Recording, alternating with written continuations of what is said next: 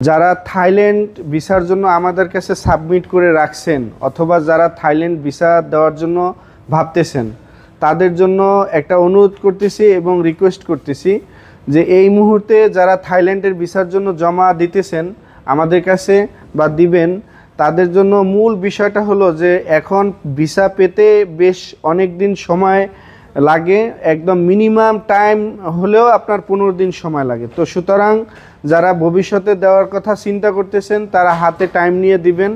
হ্যাঁ, তো যেহেতু সময় লাগতেছে এই ক্ষেত্রেই আমি আসলে বলতেছি কাগজপত্র দিয়ে দিবেন। তবে একটা সুবিধা কিন্তু এখানে আছে, সেটা হলো কখনোই এম্বাসি এখন পাসপোর্ট জমা নেয় না, শুধুমাত্র আপনার কাগজপত্র আমরা অনলাইনে সাবমিট করি।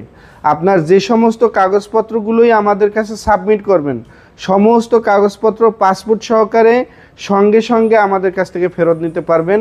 আর আমাদের এই প্রসেসিং কাজটা সম্পন্ন করতে সর্বনিম্ন হলেও আমরা আপনার 2-3 ঘন্টার মধ্যে কাজটা কমপ্লিট করে দিতে পারবো। সুতরাং আপনার এই দিক থেকে আপনার জন্য সেফ যে যারা থাইল্যান্ড ভিসা দেওয়ার জন্য ভাবতেছেন তারা কাগজপত্র নিয়ে অফিসে আসবেন এবং বসে থেকে আমার এখানে যারা এক্সপার্ট আছে তাদেরকে দিয়ে আপনি কাজ করে কমপ্লিটলি সঙ্গে সঙ্গে আপনার পাসপোর্ট সহকারে আবার রিটার্ন নিয়ে যেতে পারবেন।